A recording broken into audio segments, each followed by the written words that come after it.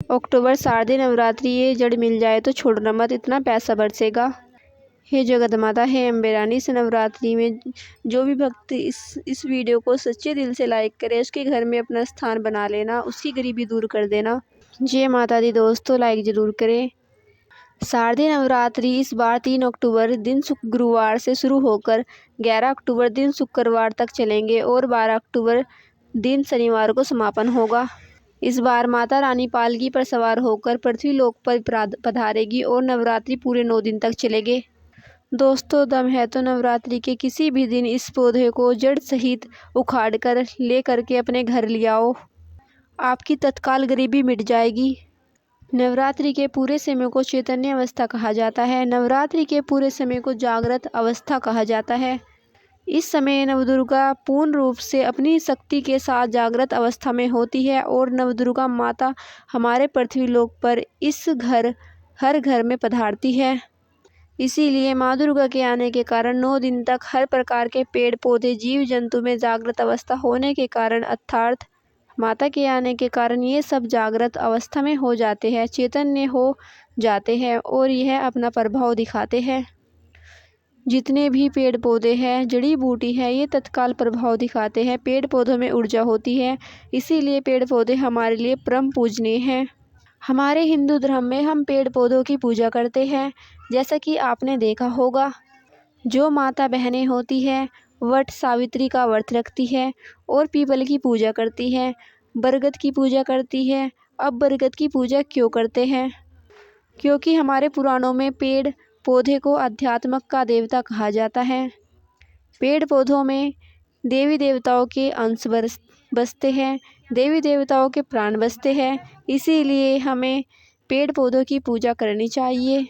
देखिए, जो पेड़ पौधे हैं हमें मुफ्त में प्राण वायु प्रदान करते हैं। पेड़ पौधों से ही हमारे सारे चराचर चल अचल सब कुछ चल रहे हैं। जैसा कि समय में बारिश का होना, वातावरण को संतुलित बनाए रखना, यह सब पेड़ पौधे के कारण ही होता है। जो नवरात्रि के समय में, रात के समय में ऐसा कौन सा पौधा है जिसे उखाड़ कर लाना है, जिससे आपकी गरीबी तत्काल मिटेगी? मैं आप लोगों को ज़बरदस्त चमत्कारी पौधों के बारे में बताऊंगी। जानकारी बताने से पहले आज की वीडियो मिस कर दिए जाने तो फिर बाद में आपको पछताना पड़ेगा, क्योंकि नवरात्रि पर्व ही एक ऐसा समय होता है जिसमें पेड़ पौधों और जड़ी बूटी पूर्ण रूप से जागृत अवस्था में होते हैं। जागृत चीज़ हमेशा अपना प्रभाव दिखाती है, हमें चैतन्य होना जरूरी है, इसमें प्राण डालना, शक्ति डालना जरूरी होता है। और नवरात्रि के समय में कोई भी पेड़ पौधा लाते हैं तो आपको मंत्र जाप करने की ज़रूरत नहीं पड़ती, उसे सिद्ध करने की ज़रूरत नहीं पड़ती। वह पेड़ पौधा स्वयं नवरात्रि के समय में माँ दुर्गा होने के कारण स्वयं सिद्ध हो जाता है। बस नवरात्रि के समय में यह पेड़ पौधों को आपको अपने घर लाना चाहिए। तो कौन से हैं ऐसे पेड़ पौधे जिन पौधों को घर लाने से व्यक्ति की गरीबी मिट जाती है, दुर्भाग्य दूर होता है? इस वीडियो में मैं आप लोगों को सारी जानकारी दूंगी। आइए वीडियो में जानते हैं कौन से पेड़ पौधों को हम नवरात्रि के समय लाना चाहिए। प्रथम पौधा है सहदेवी। अभी मैं आप लोगों को सहदेवी की जानकारी बता रही हूँ, ध्यान से सुनना। अगर अभी तक वीडियो को लाइक नहीं किया है तो वीडियो को ज़रूर लाइक करें। देखिए, सहदेवी जो है, अगर आप किसी भी प्रकार के जैसे कि दैविक और शारीरिक कष्ट है, आप चाहते हैं कि तत्काल उन्हें दूर किया जाए, तो रामबाण से भी अधिक यह तीव्र रूप से काम करता है। सहदेवी का पौधा दैहिक, दैविक और भौतिक सभी प्रकार के कष्टों को तत्काल दूर करता है।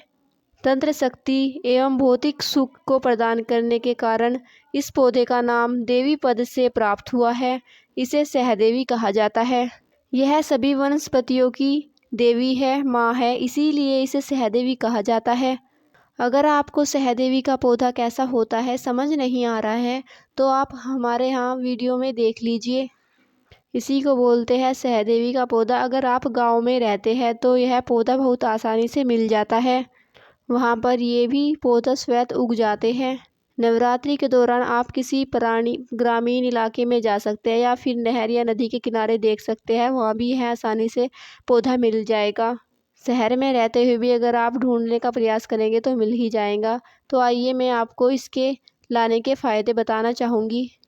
हमारे धर्मशास्त्रों के अनुसार तुलसी के साथ गमले में इस पौधे को लगाने से सभी प्रकार के अलौकिक सुख प्राप्त होते हैं। अगर आप तुलसी के साथ इस पौधे को अपने घर में लगाकर पूजा करते हैं तो इसके प्रभाव कई गुना बढ़ जाते हैं, क्योंकि इस पौधे को साक्षात माँ दुर्गा का स्वरूप कहा जाता है, इसीलिए इसे देवी पद प्राप्त है। यह सभी प्रकार की बीमारियों को दूर करने में समर्थ है। अब मैं आपको इसके अनगिनत चमत्कारी प्रयोग बताने का प्रयास करूंगी। अगर आप इसके जड़ को तकिए के नीचे रखते हैं तो अनिद्रा की बीमारी दूर होती है। इसी तरह इसके जड़ का तिलक लगाने से सम्मोहन शक्ति बढ़ती है। और अगर आप कई बड़ी पद संभालते हैं तो इसके तिलक के साथ सभा में जाने पर लोग आपकी बात मानेंगे। कमर में इस जड़ को लाल कपड़े में बांधने से भी चमत्कारी लाभ होते हैं। तिजोरी में रखने पर धन की बढ़ोतरी होती है। यह पौधा तंत्र मंत्र से भी रक्षा करता है। अदृश्य शक्तियों के दर्शन के लिए भी इसका प्रयोग किया जा सकता है। इसे रात्रि में 12 बजे नवरात्रि के दिन किसी भी दिन लाना शुभ माना जाता है। दूसरा पौधा है विष्णुकांता या अपराजिता का पौधा। भगवान विष्णु ने इस पौधे पर वास किया था, इसीलिए इसे विष्णुकांता भी कहा जाता है। इसका नाम अपराजिता भी कहा जाता है। इसका नाम अपराजिता इसलिए है क्योंकि यह आपके शत्रुओं से आपको अपराजित रखता है। इसे घर में लाने से सभी प्रकार की अलौकिक शक्तियों की प्राप्ति होती है। इस पौधे के पुष्प को नवरात्रि के पंचमी दिन स्कंद माता को अर्पित करने से सभी प्रकार की सिद्धियां और भोगों की प्राप्ति होती है। इस वीडियो में हमने 2 चमत्कारी पौधों की चर्चा की है, जिसे आप नवरात्रि के किसी भी दिन अपने घर ला सकते हैं। तो नवरात्रि से जुड़ी यह वीडियो आपको अच्छी लगी हो तो पसंद आई हो तो हमारे चैनल को सब्सक्राइब करें और वीडियो में जय माता दी जरूर लिखें। वीडियो को लाइक करें। धन्यवाद।